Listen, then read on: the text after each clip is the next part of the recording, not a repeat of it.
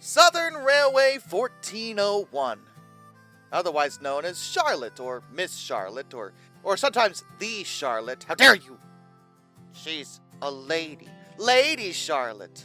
I like that one, actually. I'm gonna go with that one. It's a 462 Pacific-type steam locomotive, constructed all the way back in July of 1926, so she is nearly 100 years old. And to be clear to my UK audience, when I say the Southern Railway, I mean our Southern Railway here in America, not your Southern Railway. And Lady Charlotte tends to stand out a bit because of her paint scheme. She has an absolutely gorgeous green and gold livery, which is highly unusual here in America. Over in the UK, you guys were all colorful, but here, we were like, you know guys, if we paint all the locomotives black, we don't have to clean them as often. Ta-da! And while we did have some engines that were painted with more varying colors, it was a bit more unusual for us. It wasn't until diesels came along that more vibrant liveries became a lot more normal. But Lady Charlotte was an exception, as was her whole family, and she still sports her good looks today. The origin of Lady Charlotte can be dated back all the way to the 1920s, with the Southern Railway's Ps-2 class, which were also 462s, but they were viewed as light Pacifics. They were a bit smaller, and not as powerful. In the 1920s, things were ramping up for the Southern. Trains were getting longer and heavier, and the light Pacifics just couldn't do it anymore. The railway did have the option of utilizing their 482 locomotives to remedy the problem, but that would require relocating many of them, which wasn't really viewed as a feasible option, especially given they were already doing important work on their own. Plus, they really liked the idea of continually using Pacific-type locomotives for the expresses, so they decided to order larger ones, heavy Pacifics known as Ps-4s. The initial batch was for 27 locomotives, numbered from 1366 to 1392, and Alco built these, but not Alco in Schenectady. Alco at their Richmond location. And it makes sense because the Richmond location would have been way closer to where the Southern Railway was. The South. I understand that sometimes railway names don't necessarily explain where they're at precisely, but in this case, no, that's quite right.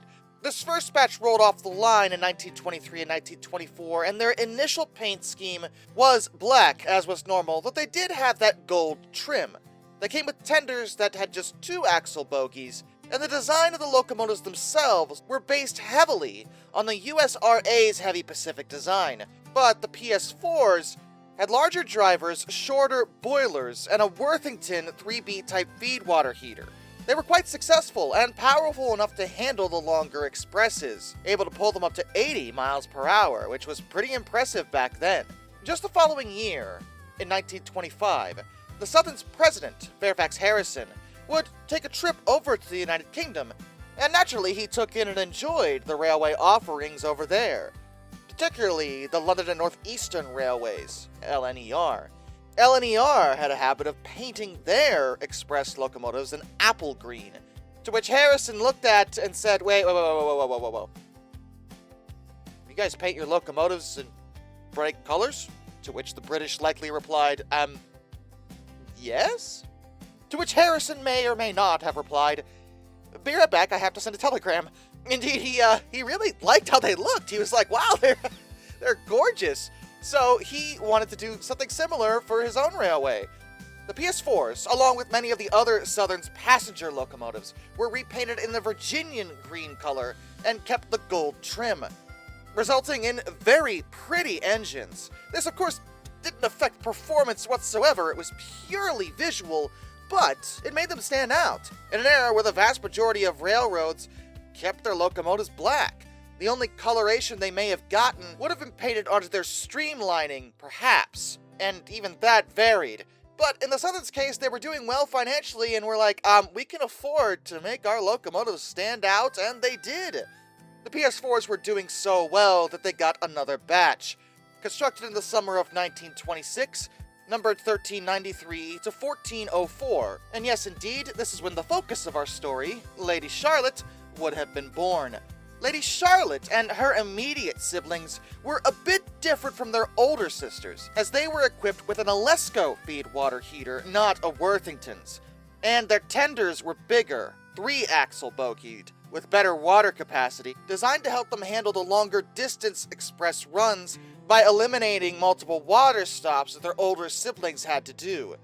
The class in general would be nicknamed the Harrison engines after Fairfax, and were quite famous because of their performance and because of the paint scheme. And the Ps-4s would also be given one more final batch of 5 in 1928, numbered 1405 to 1409. These baby sisters of the family weren't built by Alco, they were built by Baldwin in Philadelphia.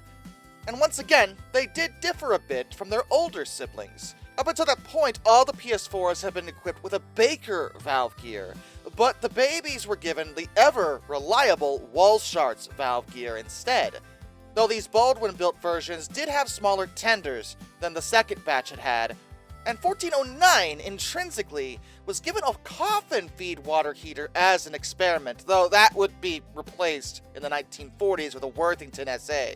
But the Walschaerts valve gear did prove more workable, so 1366 through 1404 would later be re-equipped with those valve gears in the 1930s. In the 40s, they were all re-equipped with multiple bearing crossheads because they had originally been constructed with alligator crossheads, and they'd be rebuilt with higher and straighter front running boards, which didn't affect their performance in any way, but it did help the maintenance crews out significantly. It gave them a lot more room around their cylinders and running gear, so there was better access. But in terms of Lady Charlotte specifically, she was the 46th member of her family, and initially assigned, like her sisters, to pull a whole bunch of long-distance express trains. Crescent Limited, the New Yorker, Peach Queen, Piedmont Limited, Washington, Atlanta, New Orleans Express, Memphis Special, Birmingham Special, Aiken, Augusta Special. The list goes on and on and on. She pulled a lot of passenger trains and did so flawlessly. For many, many years, she had no issues, and in the 1930s, she began to stand out compared to her family because of one small addition. She was given a bow tie style number plate. None, absolutely none, of her sisters ever got a number plate in that style for whatever reason, meaning that she was the only one who had a pretty bow. Guys, Lady Charlotte has a pretty bow. Tell her she looks pretty with her pretty bow, now! But by 1941, things were changing for Charlotte and her family, because diesels exist! And the Southerns started modernizing pretty early. They had gotten a hold of EMD E6s, and assigned them to pull the expresses, not the steam engines. Instead, the Ps-4s were reassigned to haul the all-stop passenger trains. They were still pulling the passenger trains, but not the expresses anymore. These were the trains that, well, they were the all-stops. They stopped at every single station. Still an important job, but not nearly as glamorous as the expresses had been. They were still considered in the motive power pool service, so on occasion, they would still pull an express or two if something happened to one of those filthy diesels, but that didn't happen super often. 1401 was involved in one major incident during her career, on April 25th, 1942. She was actually double-heading at the time with her sister, 1403, pulling the Atlanta Special, but they suffered an accident. It was not their fault at all. There was a stalled truck on a crossing, which they ran into in Norcross, Georgia. The truck was heavy enough to throw both locomotives off the rails along with the first 4 cars of the train. Fortunately, no one was killed, but at least a dozen were injured. Damage to the engines wasn't significant though. They were both repaired and placed back into service. In April of 1945, she was also given a very high honor. Charlotte was one of 8 of her sisters that pulled the funeral train for U.S. President Franklin Roosevelt. She pulled the train, again double-heading with a sister, 1385, between Greenville and Spencer. Once that was done, she'd be relocated. And by 1949, the Ps-4s in general were planned for retirement.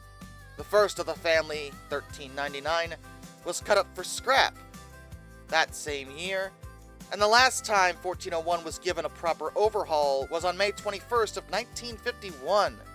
She'd finally be retired just the next year, November of 1952, and during her time, she would travel nearly 2 million miles. Impressive, all things considered, but it was over. The Southern, initially, planned to scrap all members of her family. They had no intentions on preserving them whatsoever, but the preservation movement had begun, and fortunately there were a couple people there to put pressure on the Southern, particularly their president at the time, Harry A. Debutes, a railfan, Walter Archthrall, and well-known railroad preservationist and lawyer W. Graham Claytor Jr., who would later himself be the president of the Southern Railway for about 10 years, and the head of Amtrak even later, stepped in and spoke to Debutes.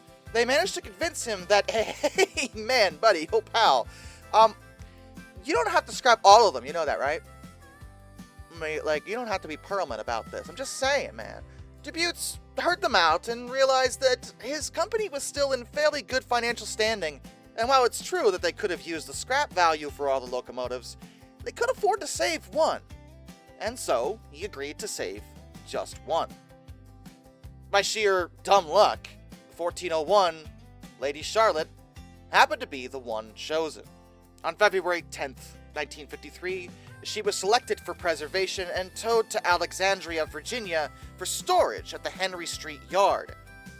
The plan was actually to donate her to the Smithsonian Institution in Washington, D.C., but she had to wait, because while the Smithsonian did stand for preservation as a museum organization, they didn't necessarily accept everything. There was an approval process, and that could take years, and it did. It wasn't until 1955 that 1401 learned of her true fate. The Smithsonian said yes. They agreed to accept 1401. They thought she was definitely worth having, and they wanted to put her on display inside of their brand new Museum of History and Technology exhibition building.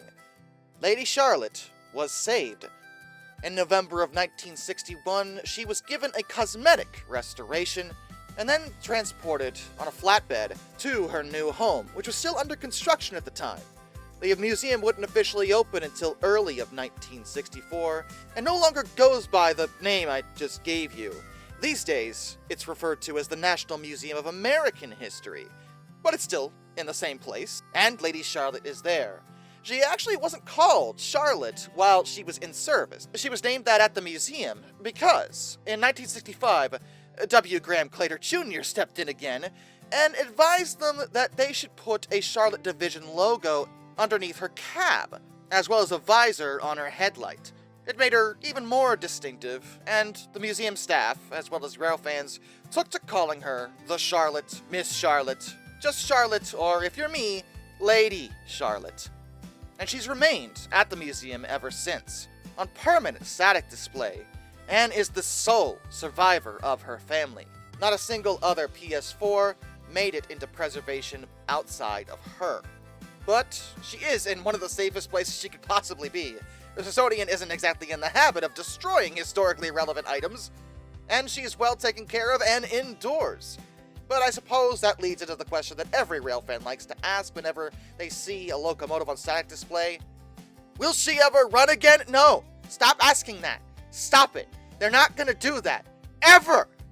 Okay, maybe not never. I suppose there's a slim chance, but basically, no, it's not gonna happen. And the reason is that she's already safe. There's really no need to push it. The Smithsonian wouldn't want to spend the money on such a project. They don't have a place to run her. And she's already sitting in safety in a spot of her own where she could be cherished and admired forever. She's okay. She's not sitting languishing in a shed somewhere. She's at a museum, an indoor museum. And that's a better fate than most locomotives get. I suppose if you wanted to, if someone really, really wanted to, maybe the Smithsonian loses their minds one day and is like, yes! Put her back under steam! Run her on the main line! I mean, maybe, I don't know. It would be possible because her last overhaul wasn't that long before her retirement. So, and this is just an educated guess, her internals are likely in relatively good shape, so I suppose she could be put back under steam, but it would still be expensive, and as nice as that would be, she's fine where she is. You can go see her whenever you want. She's right there, and will likely be for a long, long time. Until next time, this is Darkness, and I bid you all a fond farewell.